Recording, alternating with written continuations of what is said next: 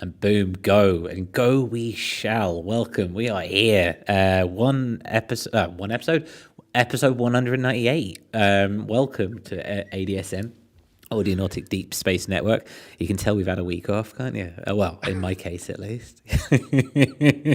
Thank you for everyone being here. It's wonderful to see so many people in the chat. I hope that our delay, smiling arrows, meant that you managed to get your drink before we started. It is Audionautic o'clock, 10 past 8. That is pretty much bang on the money. And Lars is in the chat as well. Lars is in the green room as well. I'm hoping at some point you might pop in and say hi. Yeah. Excellent. But yes, my name is Curtis. We are here. We're back. Eon, how you doing, man? I'm good, thank you. Yes, I will be doing everyone the courtesy of not drinking, but hope smiling arrows. Hope you got your gin, mate. That's good. Who dares gins? If you're playing the drinking game, then in that case, Valhalla, supermassive. I think that's 4 or 5 you've got to do now. Yeah, hi. I'm happy and glad to be here. That's good. I'm glad you're happy to be here. Me too, man. I missed you last week. It's weird, isn't it? It is. It's 1 week off, but yeah. It's 1 week off, but then you have to pull the rung. It's like, again, starting a lawnmower, but that's okay. It's fine. Life is what happens. I think Ferris Bueller said something a bit more profane than that, but we'll see. Life is what happens. Well, life is what happens when you... What does he say? I don't know. Life is what happens. Life moves pretty fast. If you don't stop and look around, you might miss it. That's the one. Every so often, you just got to stop and you got to have a look around. So that's what I was doing.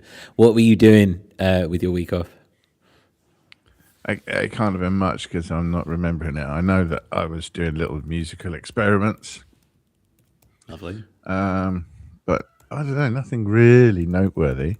I've started using gates in place of side chaining again, and still triggering gates with MIDI. But I like the way you can invert them. That's pretty handy for doing some stuff. But yeah, I've just been noodling around, taking a hatchet to the album material and trying to beat things into shape. But more than anything, trying to noodle around a bit and keep it playful. That's good. I mean, it has to be playful. Absolutely. I mean, our topic of discussion today comes from a position of it not being, or when our creative process becomes less creative, So, I mean, if you're keeping it creative, it's a great thing to do. Well, that's the idea. I mean, whether or not it's working is another thing. Best intentions and all that. Yeah, best intentions is all the way forward. How far along would you say the album is? Well, depends when you ask me. On a good day, I would say it's quite near to being done. On a bad day, I'd say it might not be an album. That is a big EP. That's a really big. That's a massive whiplash there. Yeah, exactly. I'm going to have to wear a neck brace if I can't become a bit more consistent, in my opinion. But yeah, I mean, I don't know. The psychological game is hard. The music is damn easy in comparison. I think I've just, everything's got to be amazing, and I think I'm just fighting myself a bit.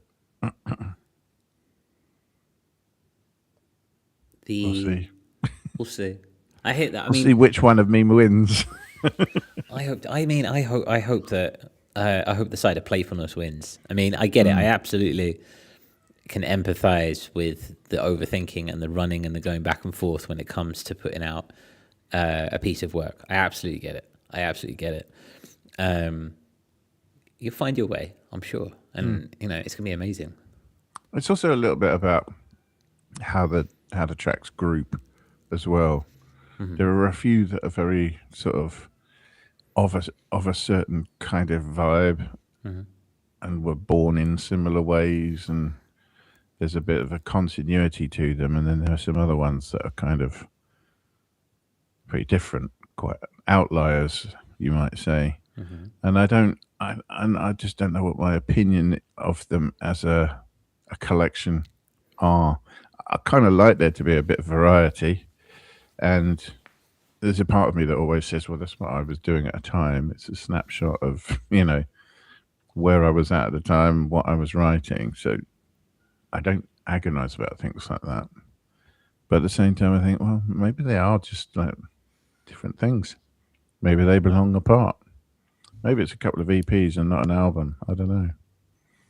I mean, both are valid, no? Yeah, absolutely. Yeah. I mean, when you put these tracks together and you started putting them in and you grouped them into one big project, was that intentional or was that happenstance? Well, it was intentional. I wanted to write an album just because I wanted to do that whole sort of, to have a concept, to have art that sort of went with it, and songs. So it's all like a unified thing. And I don't. You've muted yourself, Eon. This is it, right? This is be the Yeti disconnecting once again. If everyone is watching back, Eon Lake there. He is. Yeah, we're on different mics now, right? Yeah, now you're on your Mac mic. Well, how does that sound? Sounds very roomy. I think that's the phrase you used with me earlier. That's okay. We can just you might just have to reconnect. No, it should be all right now. There you go. That's better. Yeah. That cool. Completely threw me. I've got no idea what we're talking about.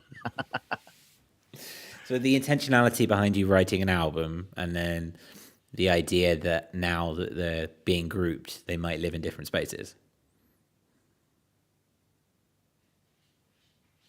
Oh, the microphone is there again. We're all on tenterhooks. This is just keeping us on the edge of our seat. We just want to know. We want to know the mindset of Eon. Do I even know? Can you hear me okay? Yeah. You are on the Mac mic, but you're good.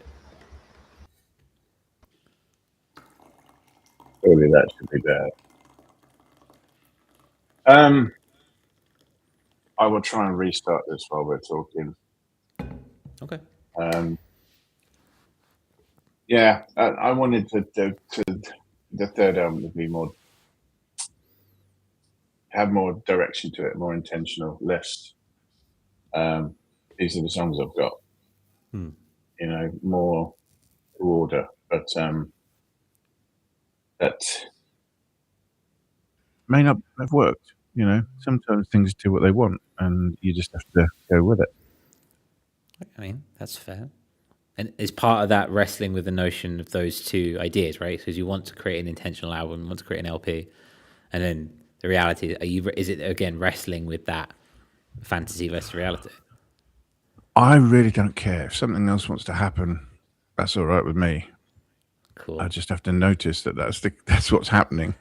And go with it instead of fighting it. That's my thinking anyway. That's fair.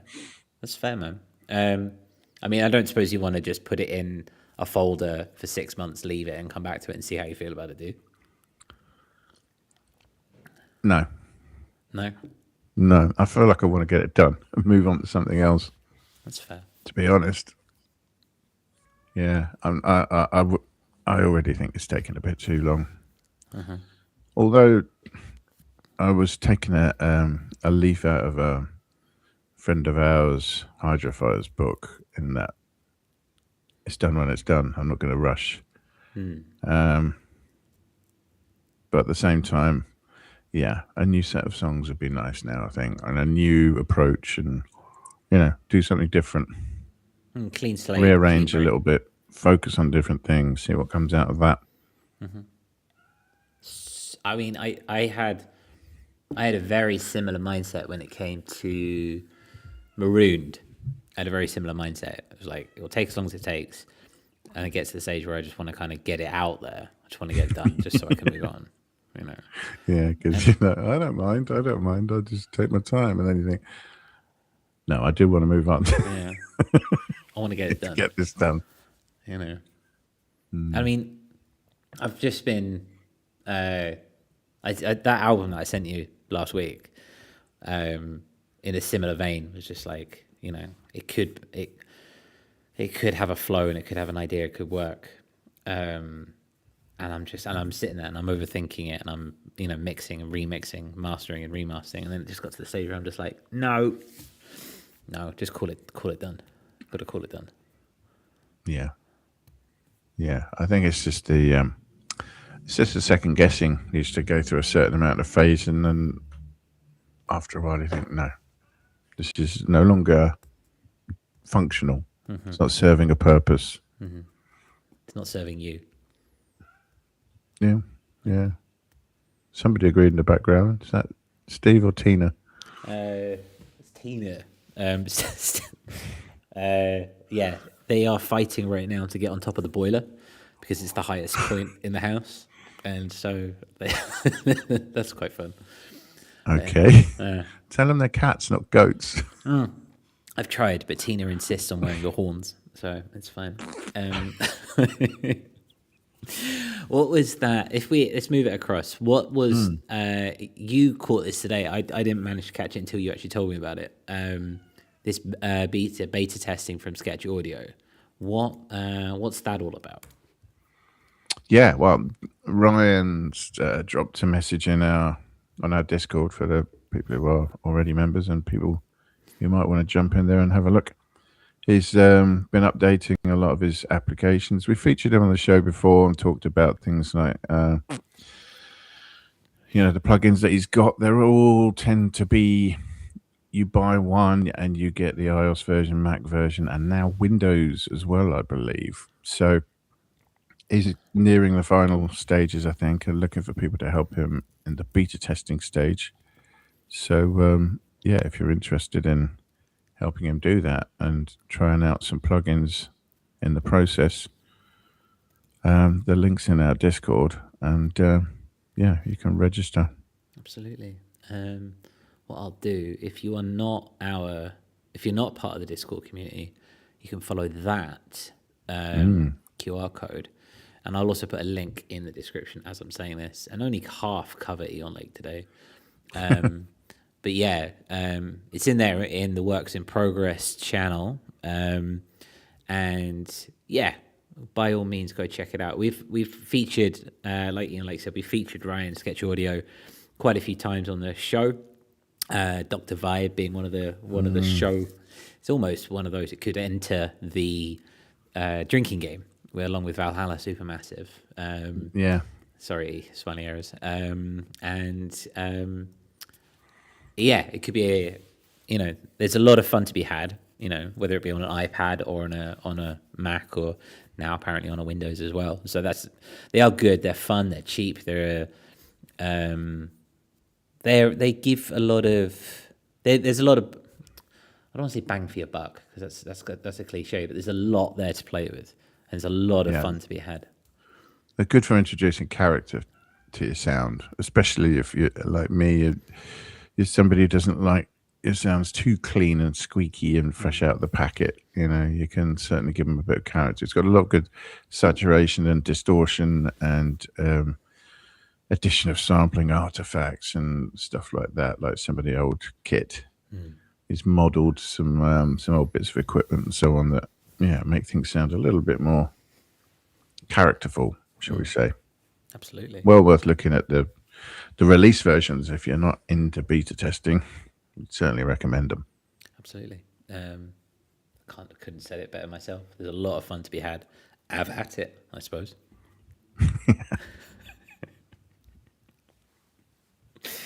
But yeah, absolutely. So this week I wanted to bring to the table this idea of overcomplication, and similar to what I suppose in a way to where you're at. We've got the overcomplication of the physical DAW, sometimes the overthinking and the going back and forth when it comes to the mixes and stuff like that. So in a way, maybe the universe is smiling upon this show because you're currently where you're at. But I wanted to kind of bring this idea of the ways in which we overcomplicate our workflow, our songs, our mixes, etc. Not to pass judgment, there's no right or wrong, but just for the notion of being aware of it. I think there's that ongoing kind of running joke that I've got 17 basses in my DAWs, for example, and it's a little too close to the truth sometimes. But yeah. And yeah, sometimes I do have a number one, but I do remember since having that I think that conversation started about 2 years ago, because it was with Marooned. I think it was because it was with Marooned, so it must have been about two or 3 years ago now. But since then, it's kept in the back of my brain about in what ways am I overcomplicating things. So yeah, I just wanted to bring it to the table, and of course, I wanted to hear where you're at with things, Eon Lake, and what it is that you might be overcomplicating. But I also want to hear from the chat. It's really important because I love the idea that these discussions are community based and we're kind of sharing our ideas to gather and gain that awareness.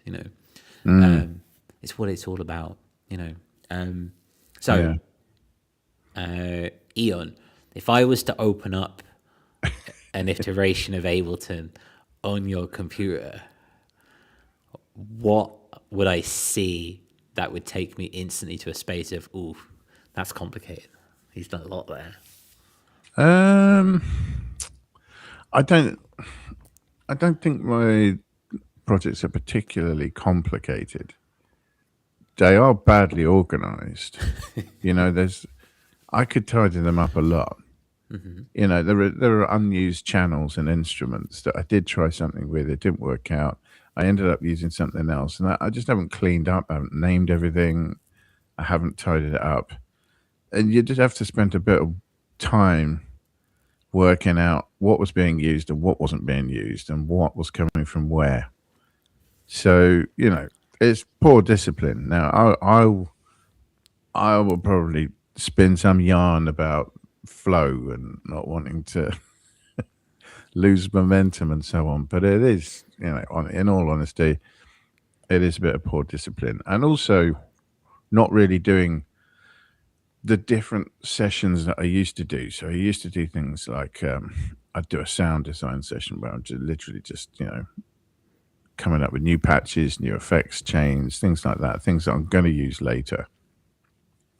And then I'll have a list of things that I'm going to try later on that maybe references them. And then I would do, a session that's just housekeeping, tidying things up, naming things, archiving, exporting finished projects and making sure all the audio files are included and so on.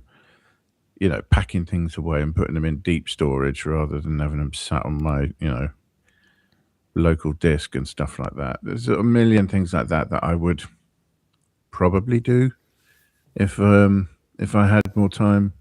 And I used to, chop them up into separate things.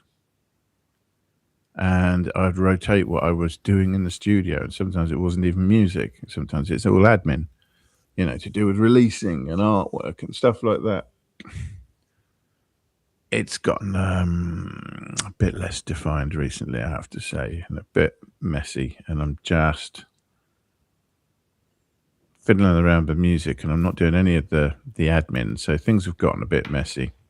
Especially, tracking 20 or something songs for an album 20. And the state of them and the BPMs, the keys, the state of completeness, whether they're shortlisted. I categorize things in a lot of different ways, and I'm even a little bit behind with that kind of admin. And that's important because that's how you manage a load of tracks that are all being sort of produced in tandem. Mm-hmm. Which I do like to do because it gives you the ability to chop from one to the other and you just work on whatever's vibing at the time. Mm. So, but at the same time, you need to sort of keep good notes. Otherwise, you're going to chase your own tail, waste some time and get in a mess. So, yeah, my arrangements are a bit of a mess. I do need to, once I get quite close to the end of a track, I have to start stripping out all the stuff that I didn't use and simplifying it. And I do sometimes bounce things down a bit as well, because I noticed that when I was preparing songs to play them live, there aren't really that many different sort of types of sound in the arrangements. You know, the kind of components are usually similar. They'll be different, but the types of them are kind of similar. And I managed to summarize all of that into 8 channels, 8 stereo channels, you know, for playing live, with a couple of things sitting on top, you know, for noodling around and performance. Of course. So it kind of made me think about writing and thinking, well, you know, you could subgroup your stuff, and then that might help you, you know, get the mix balance right, you know, by putting all your pads together, your arps together, your leads together, basses. I say basses. I never use more than one bass. No, you're just never. Got a singular bass coming through. If I do use more than one bass, it's not on the same part. So they're like 2 melodies interstressing with each other? No, they play different sections of the song. Like the bass sound may change. Right. And then they would be on separate channels, and one would take over from the other. But I don't ever, with a couple of exceptions, have more than one bass at once, because I find the clarity and the distinction is easier to get when there's a single one. Mm-hmm.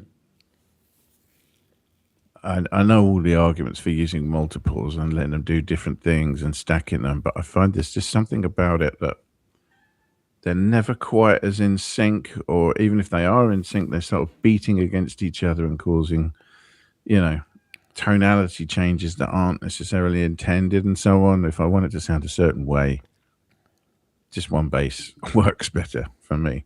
I think that's fair. I mean, you look at any other genre, you tend to only have, you know, a single bass. You don't tend to have 3 or 4 bassists on the stage, do you? There's only one flea, for example.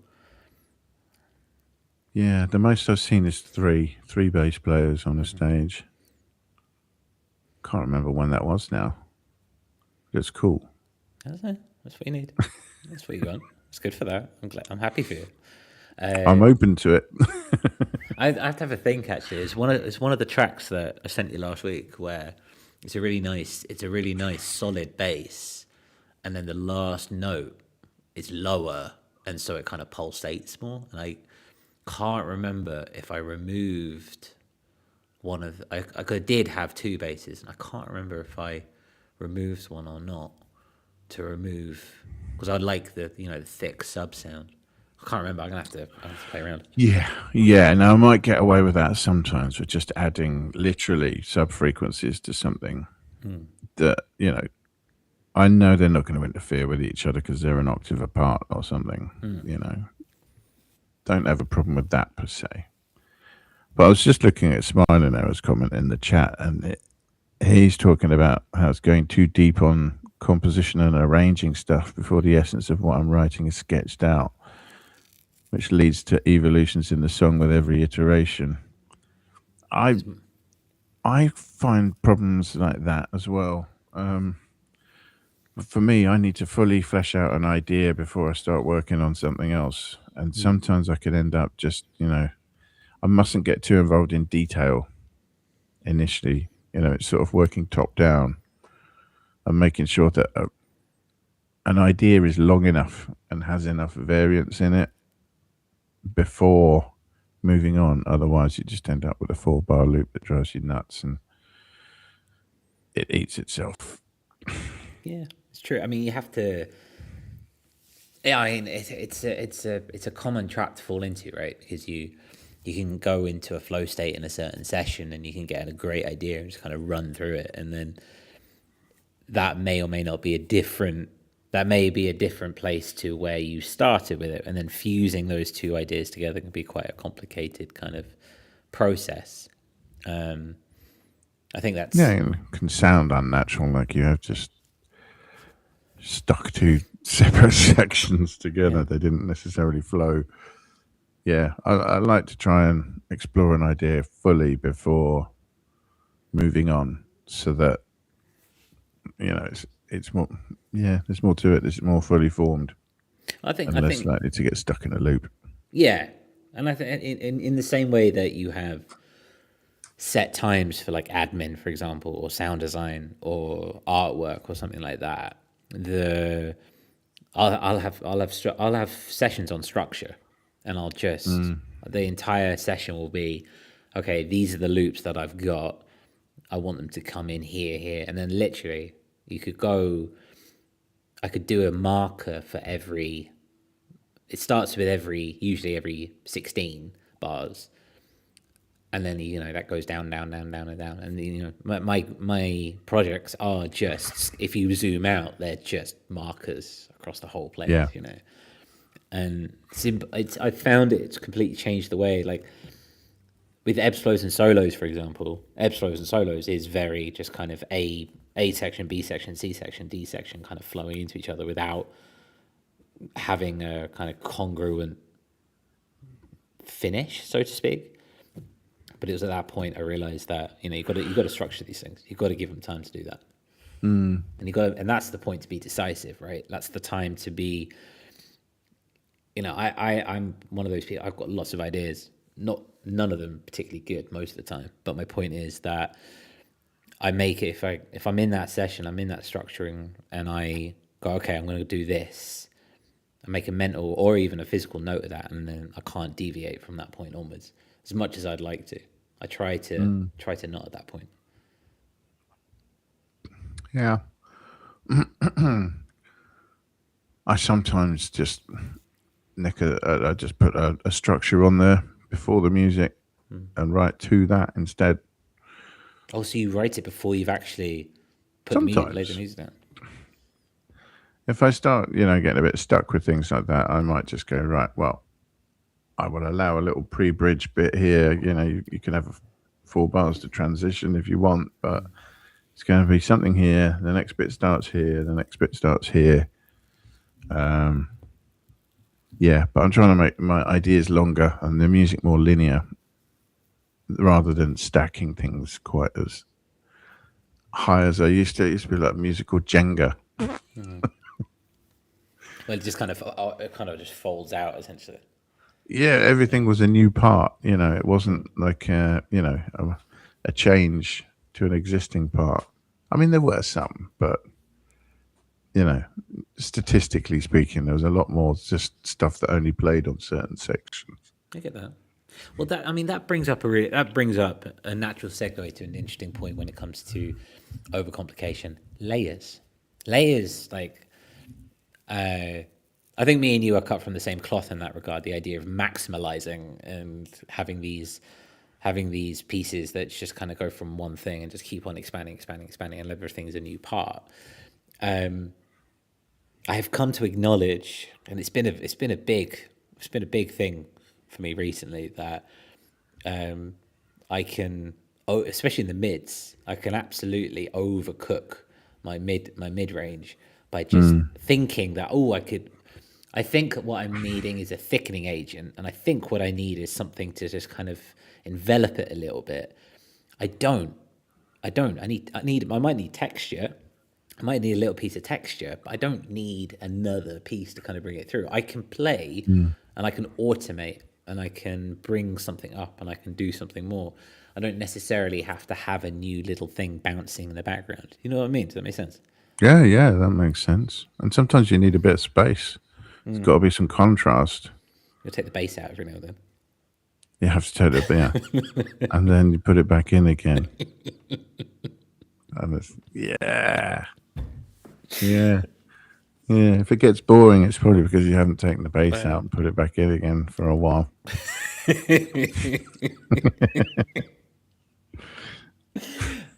I went to... just as a bit of a tangent, I went to Azora came to Prague at the weekend. Oh wow! Yeah, they had a one night in Prague, so obviously I went, and I was there all night, and it was especially some of the earlier DJs. It was very much you've got 16 bars of growth. you've got 16 bars of melody, you got 16 bars of something, or some sort of riser, then the bass comes out and put back in, and it was like that. And it do be like that sometimes. And every track just falls apart in the middle into some psychedelic swirling mush that gradually builds up and up and into a riser, and hey, bass and drums again, and we're off. Absolutely. It's awfully good fun. It is awfully good fun. I feel like there would be a good opportunity to look at the development of psytrance over the years, from the early days up until now, and you can see how the production has changed.Maybe a little bit too niche even for this niche channel. Yeah. I'm sure we could have some fun with it. Yeah, I mean, that's a lot of music does similar things, and I find when it doesn't work is when the frequency of what you're doing is not enough. You need to get people invested in between as well. There's got to be some interest there. And sometimes it's just a little too fast. Sometimes. But coming back to reality, so that we don't just go on a psytrance trip for too long. Smiley arrows. I'm a bigger fan of contrast than I am of layering up to thicken. So is that like, are we talking like counter melodies, smiling arrows? In what way are you creating contrast? And I mean, what do you do, Ian? I do too much of the same things, essentially. Often it's like rhythm versus sustain. You know, so introductions, things you might consider to be verses or A sections, are all quite percussive and rhythmical. And then things that you might consider to be like choruses or pre-choruses or something like that, or B sections or C sections, tend to be more sustained. So tension and release is supposed to be one of them that I'm trying to use at times, where things will build up and then something gratifying happens. It's not necessarily always like a drop in a traditional sense, but it's, you know, something that's quite bitty turning into something that is quite sustained and, you know, melodic perhaps. So yeah, sort of rhythm and percussive sounds turning into more sustained melodic harmonic sounds, and drifting between those, and volumes and spaces. I do sometimes, you know, some of the elements are obviously a lot more ambient than others. Some of them are quite dry and quite upfront, so you can mess around with that a little bit, where things are quite immediate and right in the speakers, and then they're not, and things dissipate a bit. It depends, really. How about you? I'm hyper fixated on layers, I think, and I think that comes from my lack of musicianship more than anything. I think that kind of, you know, I can keep an ARP going forever, you know, and then I can double time that up. I am trying to create more contrast, and I'm trying to create some sort of, not question and answer, but I am trying to create some sort of idea where the instruments are not just with each other, but they're almost having a conversation with each other in that regard. I'm trying to bring that more these days. Call and response a bit. Yeah. So that there's a dialogue in the music. Yeah, I mean, that all makes sense. And it's all quite classical ways of doing things. I've actually, it's on my whiteboard at the moment, I've actually been looking at sonata form in classical music and trying to apply that to electronic music. So you get 3 sections, ABC. The first one is exposition, where you get your idea. The second one is development. And then you get recapitulation at the end, where the original idea comes back again, but in a slightly different and more developed form. Ooh. Because I found I was doing the same things a lot, and the structures of my songs are a bit samey, and I just wanted to do something different. So I've been looking at that, other forms of structure and composition, just to do something different, shake it up. I like the sound of that. That sounds like a Sounds like a decent way in which to go. I can see now why you want to get the album finished, so you can just kind of go into that. Yeah, and it means I can sound like I know what I'm doing when really it is a certain amount of chucking stuff at a wall and seeing what sticks. Which is absolutely fine. I mean, what's that guy? Jackson, what's his name? Jackson Pollock? That's literally how he was. That's literally what he did, right? Yeah. That's art. That's fine. Or dropping it on the floor. Yeah, exactly. Let's get Lars in. Lars is here, and all right, he's there, and I can see him sitting there. I just need a big. He's sipping or huffing on something, but that's okay. We're going to bring him in. We're going to see where he's at. There we go. How are you doing, Lars? Weird person. Oh, I'm good. How you guys doing? Yeah, pretty good. Sometimes. Yeah. Even better for seeing your face. What's going on in your studios? You've got a new single out at the moment, don't you?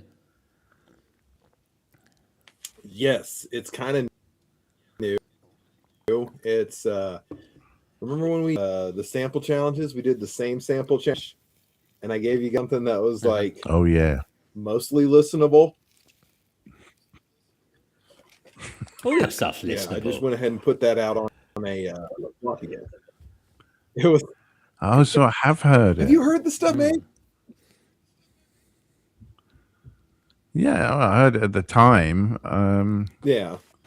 I remember when you posted it, I thought the cover looks fantastic, but I can't listen to it. I didn't realize I'd already heard it. Oh. That's great. We were going to close the show today by playing it through. It's up on Bandcamp. Awesome. So we were going to close by listening to it. So it's wonderful that you're here, Lars. Thank you for taking the time to come and see us. Well, yes. It absolutely within the context as well of 4 frames per second. Well, we'll have to talk about it a bit before we listen to it. We will get there. Lars, before we get to that, let me play with my settings and see if I can get this camera working right. I wonder if it's the Wi-Fi. While you're doing that, Lars, is there anything in your stew that you are often finding you overcomplicate things, or do you manage to kind of stay away from that kind of word?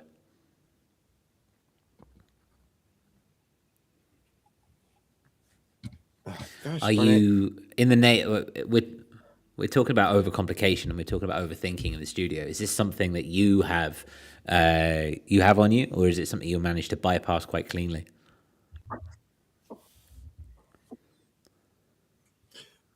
Sometimes, yeah.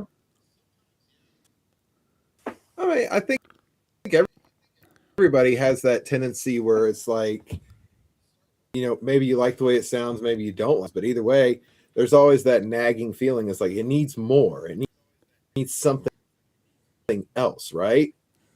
And I think for a lot of people is just like telling that voice, like, stop telling bad stuff. It actually sounds good. And if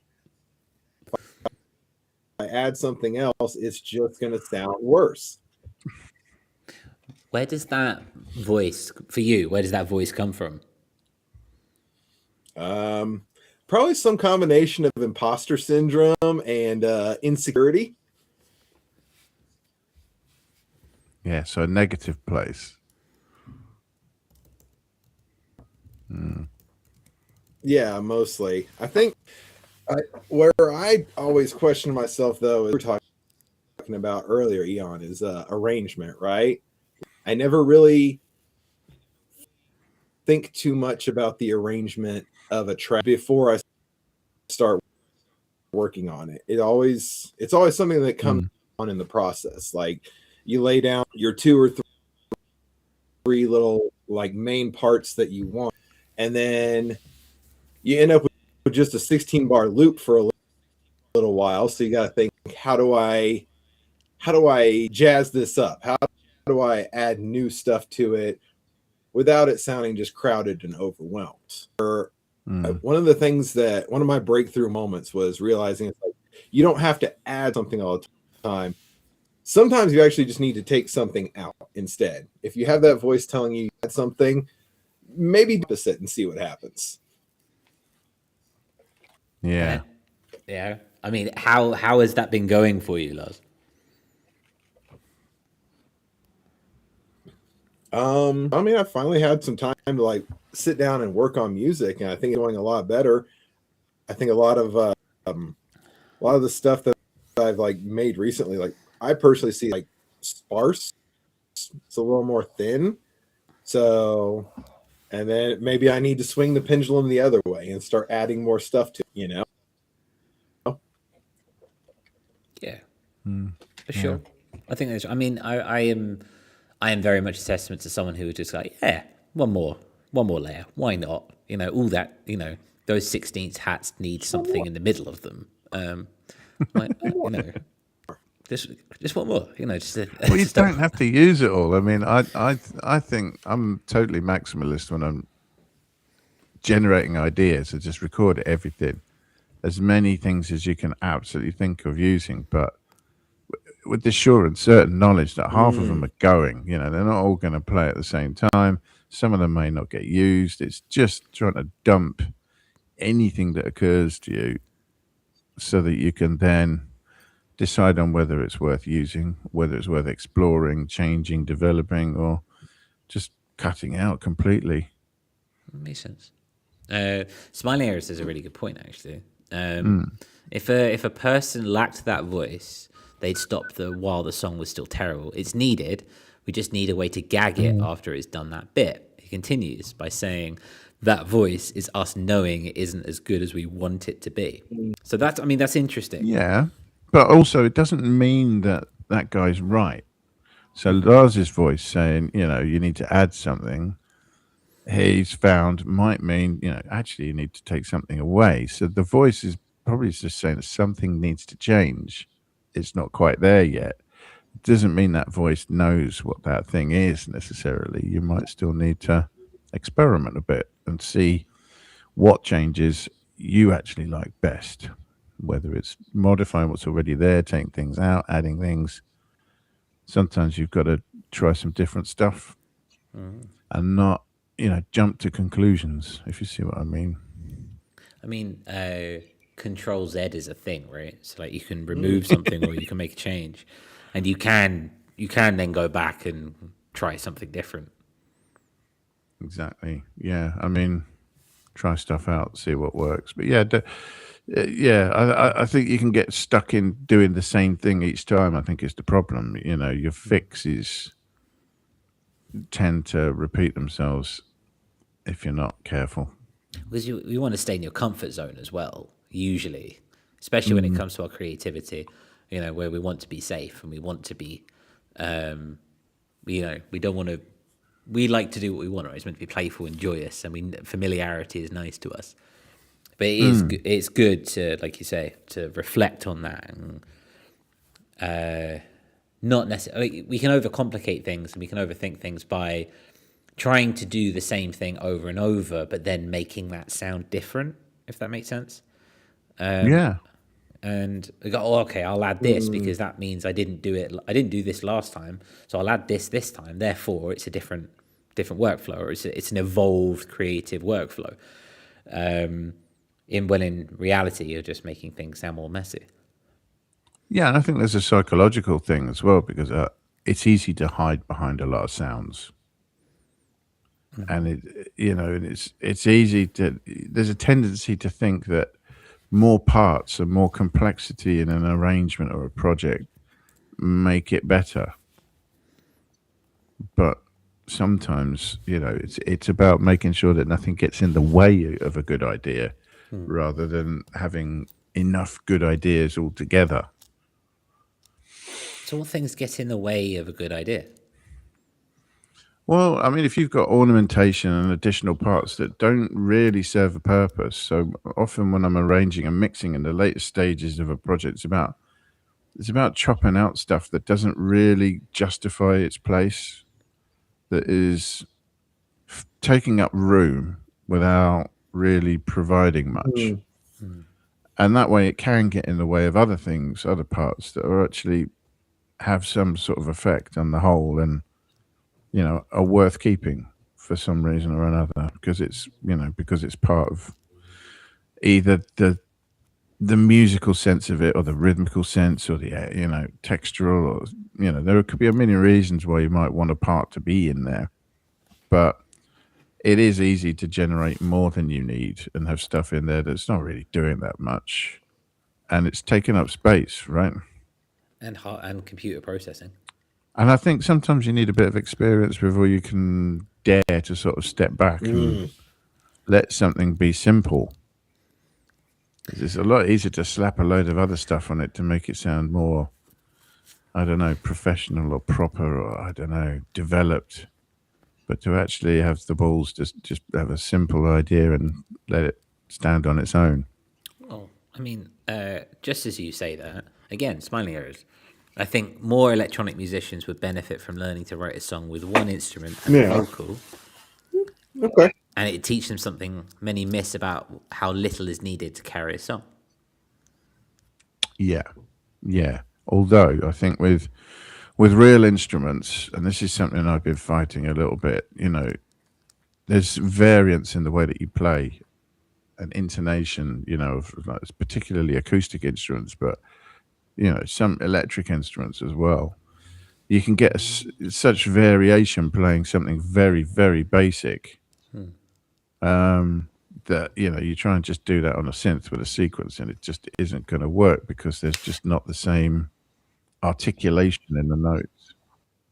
So I've been trying to do things like taking real music and translating it to a groove and chucking it in the groove pool, and then applying that to electronic instruments and using envelope followers to take the envelope of a sound that's real and apply it to something that's not real to make it sound different and more percussive and less just like a drone out of a box, to try and get some of that variation that you would get if you were just chugging on a guitar chord. You can get a lot of variance with quite simple parts just by the way that you vary the way that they're played, trying to get some of that into my music. We do rely more on leading. Yeah, we can rely more on texture. Does that speak to you at all, Lars? Is that similar to experiences that you've had?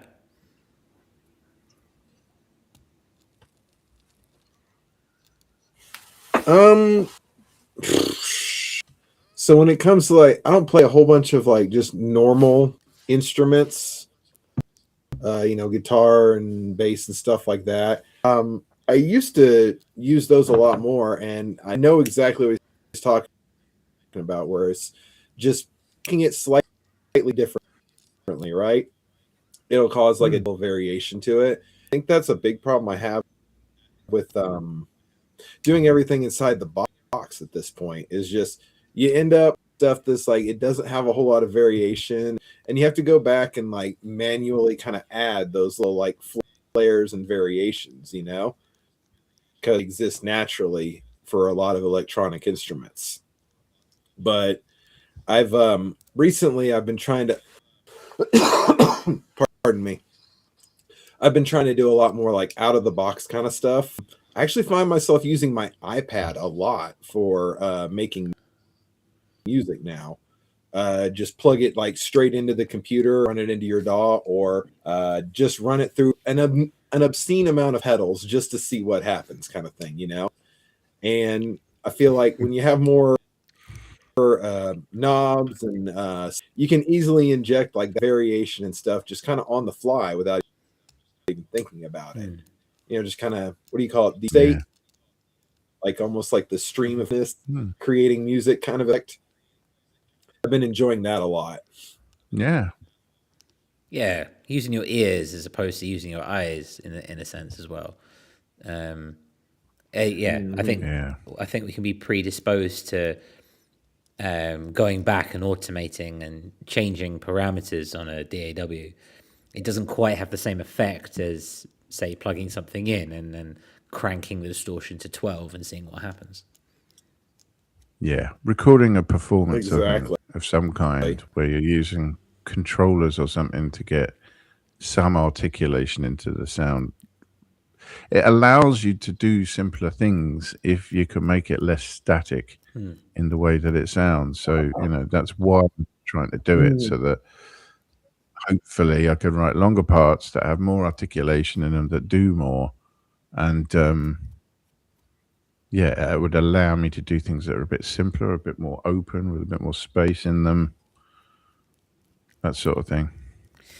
Do you guys ever, when you're doing your sound design, when you're mixing, is there anything in particular that you find that you get into the weeds about very easily, very quickly, and tend to, again, overcomplicate that process before it's necessary?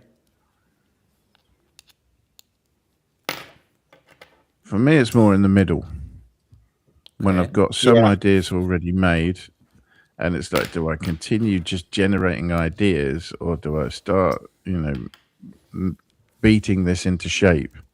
The last section, I kind of tend to mix as I go. So the last section, once I'm past the hump and the thing, there's a structure, and I know what it's going to do, then that's the home straight, and that's quite quick. The difficult bit for me is always in the middle, after I've created something that is a starting point, and before I've got something that is an arrangement or a structure or a shape. What about you, Lars?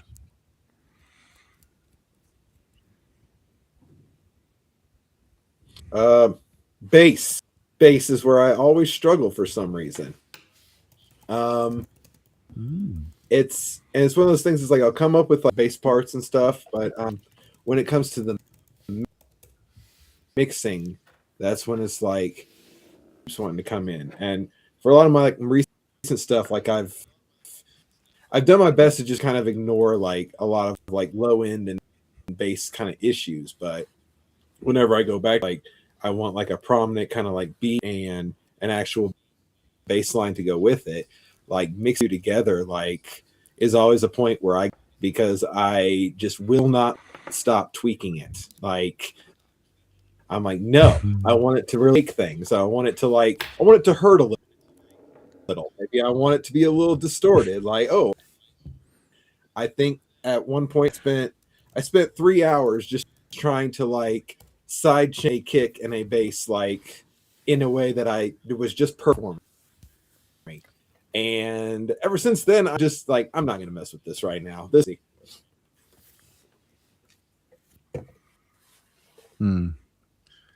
I feel that.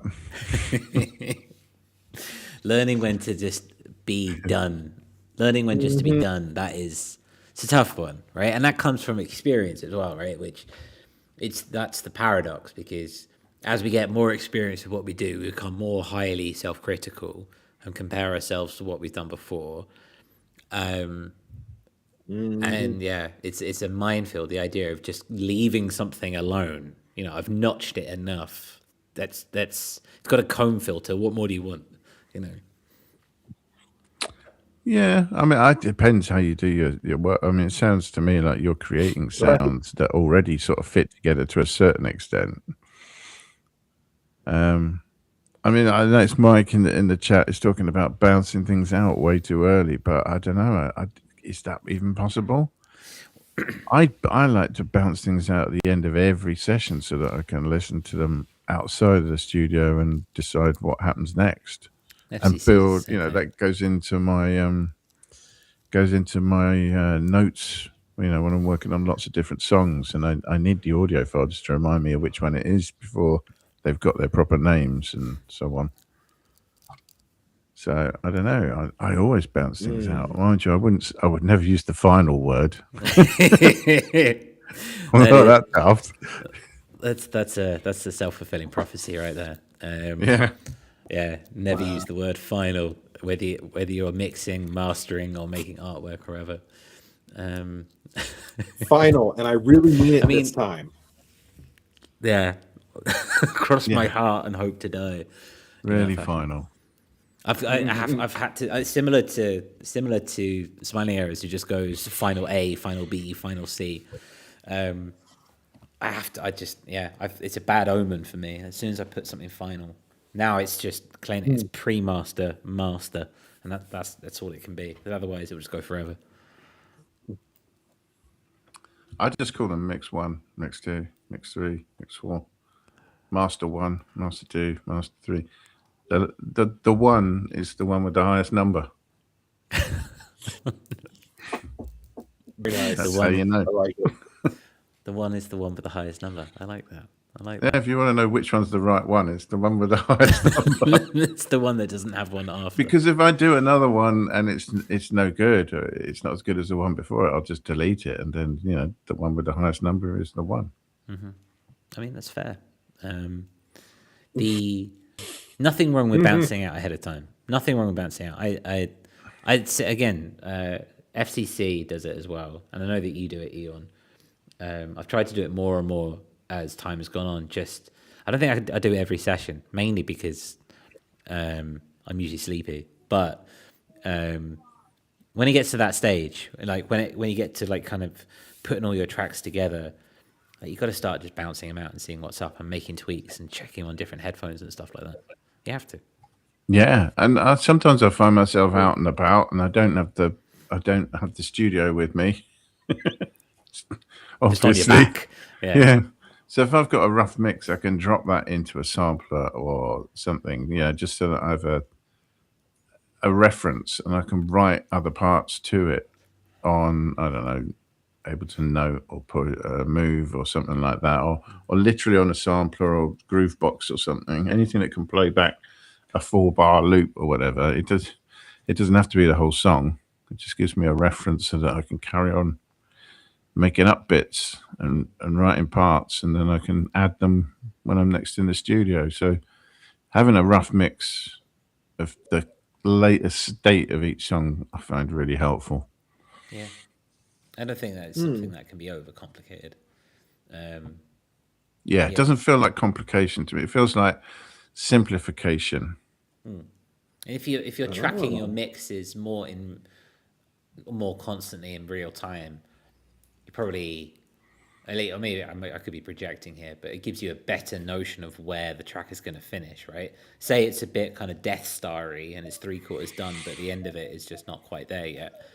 By bouncing it out and listening to it, you can kind of see how that is going to finish, and that'll give you a better idea and keep it in your brain. So you're not locked in to a session. You've got to figure out a way. You've already got a pathway before you get to the keys. Yeah, exactly that. So that the next time I sit down, I already know what I'm doing. Yeah, I think pre-sessions are always a good idea in that sense as well. Exactly. Yeah. I wanna ask if there's anything that Lars wants to add to this, but I am keen to get over to Lars's new track. Lars, is there anything else on this, or shall we just start talking about you and where you're at and what you're doing? So, as much as I love to talk about me, I do have a follow-up question. So, when you guys are talking session kind of thing, like, so do you guys set up save files in your DAW where it's like you have certain instruments already loaded, stuff that you go to a lot, certain effects, or do you set anything up like that, or do you just kind of open the DAW and be like, okay, start clicking? Eon, you take this one first. Both, yeah. Both? I have a bunch of templates that I've set up. I've saved MIDI and audio channels. I've changed the defaults. I've added, like, you can't have an audio channel in my Ableton without it having a compressor and a limiter and a gate on it. I like it like a traditional console.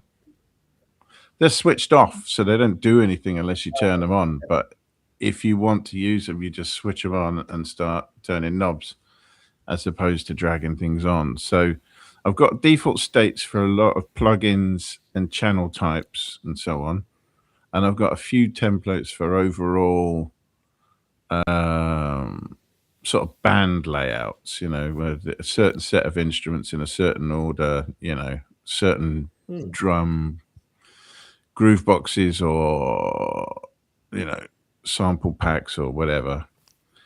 Sometimes I don't use them though. Sometimes I use an empty default, which has only got synchronization stuff set up and doesn't have anything, and I just drag whatever I want in it. And sometimes I use a template that's empty. No, sometimes I use a template that's fully populated and just delete most of it. It depends. Because I want the convenience of stuff like that without the negative aspect of it pushing me in one direction all the time. So A, I use more than one. B, I don't always use them, and C, I often change them. Okay.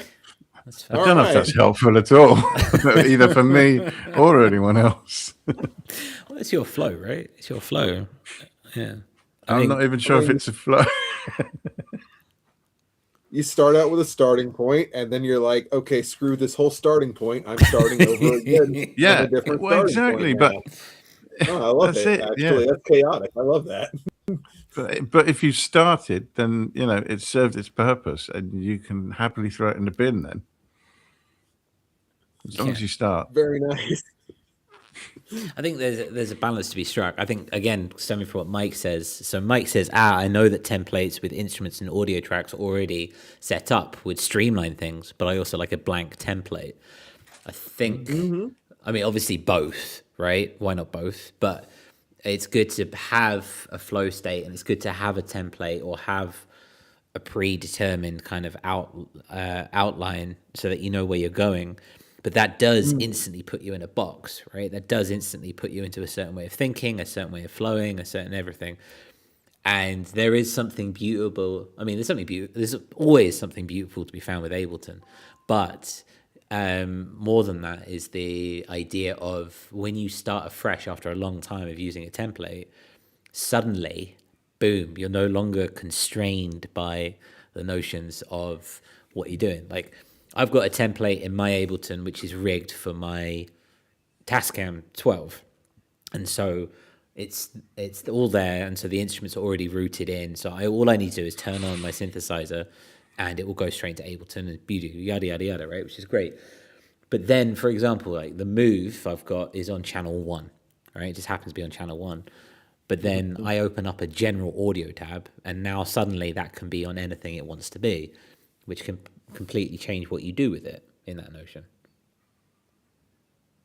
Yeah. I can't tell if Elon. It froze on him making a face, and I don't know where he's coming from that regard. No, I like it. Sure, I mean, I think you should have as much determinism or non-determinism as you feel like at the time. You've got to have intention, though. You've got to have intention at the same time. Like, yeah, I mean, you might think, you might find an empty project that's just too empty, too many options. I don't know what to do. You might like to have a few things there that you can ignore. Just so it's not empty. For sure. Doesn't mean you have to use them. Yes, completely. I was coming from a space of, like, for example, I've got studio time booked out over, as in studio time. I'm here, but as in I've got Friday night booked out to go. I'm not socializing. Screw that on a Friday night. I'm going to be alone with the cats making music. But I've in my head, I know exactly what I'm going to do in that session. So that's my kind of pre-session. Is that I've already kind of lined everything up, and I'll come in and I'll turn everything on, boot everything up about an hour beforehand while I go make dinner, and just go. And as soon as the time hits, I don't have to worry about making sure everything's charged and stuff like that. It's all ready to go. Yeah, I like that. Okay. So less of like a determined kind of environment, and more like just some pre-planning. You stage this, you stage that kind of thing. Yeah, set the stage the same way that you'd set a stage. You'd set a stage, yeah. But like, I mean, I turn everything on, even if I don't use it in that session. It'll all be ready and rooted to go and be working just in case. I've had the Crave. I've been messing around with the Behringer Crave for the last kind of 3 or 4 months. I think I've used it in a session once, but it's always on. It's always on. Oh. Just in case. Do you feel like it's just not all that like versatile an instrument, or?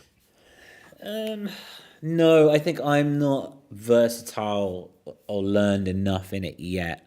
I'm trying to do more stuff with noise, and I'm trying to do stuff that's atonal. Yes. I'm really trying to go down that route, and just explore it. And from the crave, I'm not getting much variation from static sound, which is fine, but I can do static sound elsewhere. I need something more, and I don't think I've sat down properly with it yet, and properly I've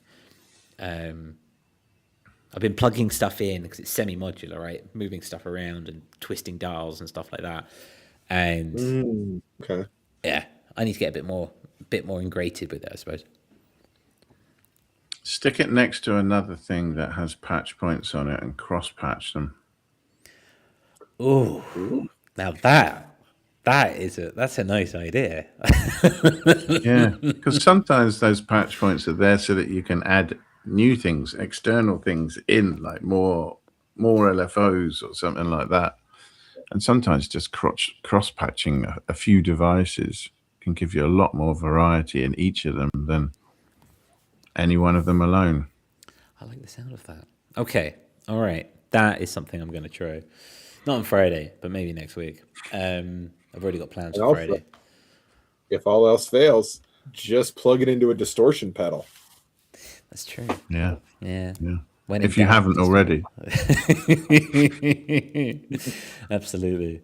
In the name of distortion noise, should we check out Lars' new single before we go? Yeah. Let's do it. Lars, before we press play, do you want to tell us about, you told us that it came from a Audionautic sample challenge. Is there anything particular to your heart behind this behind this song? Is there a particular message, idea, workflow that spoke to you? So the main thing I was trying to get of this track, like when we did, is like, because the sample that Sunwarper Silver was very like kind of like lo-fi, vaporwavy kind of pad to me, and I'm still trying to rectify the genre of like vaporwave with noise. Like I want to put the two together somehow, and this is just kind of a step in that direction. Awesome. Okay. Well, that sounds like a beautiful thing. I am going to share the screen. We have it here. Here, is it this one? Yes, absolutely. Look at that artwork first and foremost. Is that your setup at home? No, that is that's random. So I don't know if you've gone on YouTube lately, but there's these like mixes by like several different like YouTubers. I think they're using like AI or something to generate the images or whatever, but there's these long, like 3 hour long, like dreamcore, weirdcore kind of ambient mixes.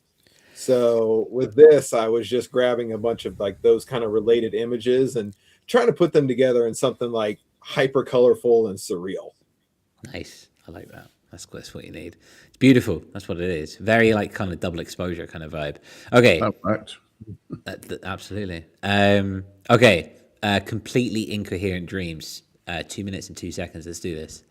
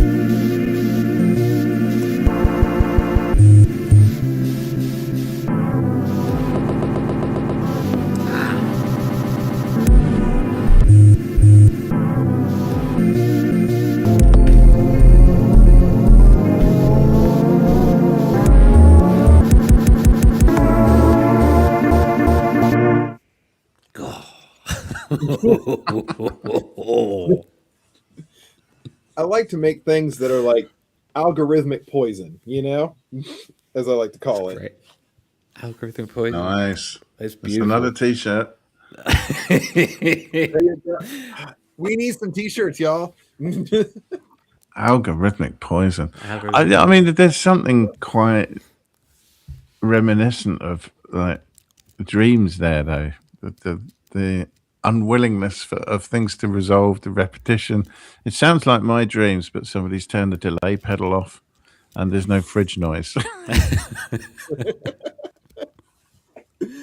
I'm sure there'd be fridge noise if it was mine, but yeah, I've had a few nights where that feels pretty apt to me sometimes.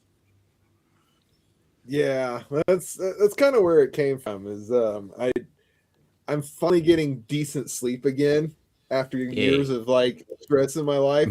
But it just reminds me of like all the dreams I would have where it's like you can't really like sleep fully. Your dreams aren't fully forming, and you have no idea what's going on, and you wake up in kind of a weird panic sometimes. Yeah. Yeah. Being human, it's great. Isn't it? It reminded me of you released an album back in 2021, No Country for Men, or No Country for Blank Men. That was fun. It was, yeah. I mean, it reminds me of it feels like a continuation of that in a way. Like you've got as the desperation and the lack of sleep has gone on, it's become ever more static and kind of warped in that regard. It's beautiful. Yeah. I really like the overarching kind of like surrealist movement in music and art right now. Like everything's going back to like hardcore kind of surrealism. Known artiste, a lot of his stuff, like I kind of get inspiration from his stuff, which I think it's just Survey Channel doing a vaporwavy kind of thing. It's his side project. Yeah. Really, yeah, I get a lot of inspiration from like that kind of stuff because it's just like it's stuff that is like it feels like it sounds like familiar, like you hear something familiar in there, but it's just like so warped and twisted that it's like it's just barely there anymore. Feels like a commentary on times or something. Yeah, Matt's always got something to say in that regard. He does it very well, whether he's playing a survey or a stone artist. It's beautiful. And you've put that out on floppy, is that right, Lars? How many floppies have you made? I made 10. Yeah, right here. We'll just put it. Yeah, right there. 10 floppies, nice. Yeah, I love making these things. And people just either they get it or they don't. They're just like, floppy disk, what? Why would you do that? Why not? Why? Well, the question is, why wouldn't you? Why wouldn't you? Yeah. Why not? Right? Exactly. What's to stop you? That's good. Thank you for sharing that, Lars. Thank you for putting that out into the world. I don't have a floppy disk player, but I'll have to get it on. I'll get it on digital because I mean everything's good on digital. Oh, of course. So that's not the only thing you've got coming out soonish, though, is it? Oh no, I had a little album with adventurous music a couple weeks ago. That's the one I was thinking of. Is that out now then? Because I love the cover for that. Yeah. Yep, that one is. Dig it up then. It was made with. Let me grab it real quick. Casio disc. I actually made that whole album with this guy right here, the Casio Porta Sounds. Nice. So I had that, and I ran it into this iPad app that I have called Skipodisc, and I guess like the whole intention behind the app was to like simulate CD read errors. You know, like if you have a scratch disc or something, you get that weird like kind of sound. So it's got that, and then a little reverb for taste. You know, because reverb. What would we do without reverb? Yeah, it's gonna have dry. Nobody wants dry sounds. Come on, guys. That's one thing we can agree on. That's cool. It's like a musical condiment. You just got to have it. Audio condiments. How was it working with adventurous music? I don't know which condiment is more popular over there for you guys, but we're very much ketchup around here. Yeah, ketchup it is, definitely. Ketchup or salt, for sure. What was it like working with adventurous music? Oh, I love those guys. Ro, the guy who runs it over there, like he's really great, and they're really consistent with their releases. Like they have like a packed schedule. Like that one wasn't actually even supposed to come out until like November, but he just so happened to have an opening 1 week, so I managed to get it earlier. All right. Okay. Yeah, they're great. They also make a little like magazine too, which I've read the digital versions, but I haven't actually like ordered one.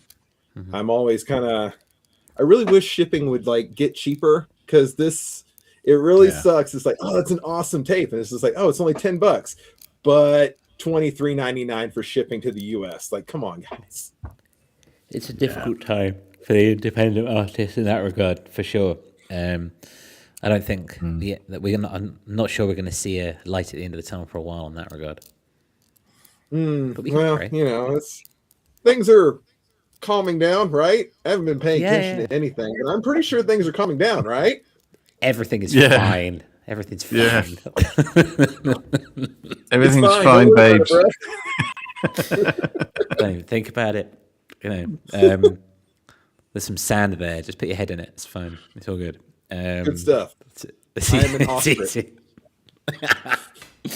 Okay, let's say goodbye, shall we? Before we do, Eon Lake. Have you got any plans for the week? Are you carrying on with the album? Are you giving it a rest? What's going on? Oh yeah, yeah. What I'm going to do is I'm going to do the opposite of whatever I say to you now. I think that's generally how it works week to week. I say what I'm going to do. I sit down to do it and do something else instead. And so I'm gonna not do the album this week. Nice. Wow. Hey Eon, how's that album going? Oh, I have a new EP now. Yeah, exactly. He's gone and written 5 others at the same time. Excellent. How about you, Lars? I actually have another little thing that I'm going to try and work on this weekend if I have some time. Another one of my little, hey, let me plug my iPad into the computer and then see what I can do with that kind of experiment. That sounds like a fun experiment. Yeah. I'm trying to have more fun instead of just sit down at a DAW and like, oh, let me just bang out this. Let me just bang out this track real quick. Yeah. Amazing electronic music. Yeah, let's go. Let's go for it. Inspiration now. Absolutely. Awesome. Excellent. Well, I hope both of you do that and succeed in the ways that you What about you? What are you doing? You don't get away that easy. I know what you're doing Friday. Yeah, I'm in the studio Friday. I've just, after the show tonight, I'm sending everything out for distribution on this album that I've just finished. Listen to it. And so I'll do that. And so Friday is anything can happen Friday, essentially. I'm not allowed to. I have a rule that I'm not allowed to work on anything existing after I've just signed off on a project. I have to do something brand new, which is probably a testament to why I've got so many files. So I don't know. I have to have a blank template. I can't have the template I'm using, and I'm going to mess around. The album that I've finished on has been very draining in a good way, not necessarily in a bad way. So it's about having fun. It's about playing, experimenting, and trying weird stuff and making weird sounds that I've never made before. It's the right thing to weird do. Stuff for weird people. Exactly. That's what we do. We make weird sounds because we're weird people. On that note, thank you ever so much for being here.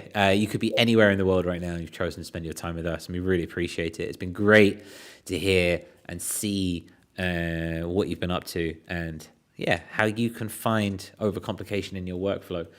We'll be back next week. And back at the normal time. We're not in wibbly wobbly time yet. I think we've got another couple End of of weeks. the month. End of the month. Yeah, we've got end of the month will be Bobby time. So we're going to have a conversation about that. But that's for future Audionautic to worry about. Thank you once again. Love you. Come down to the Patreon. Come down to the Discord if you want to come and say hi during the week. The link is also in the description. And you can check us out on Patreon if you want to. Give a little to the show, keep the lights on. Not a necessity. Greatly appreciated. See you next week. Lots of love. Take it easy. Anything else, guys? No. No. Much love. Deuces.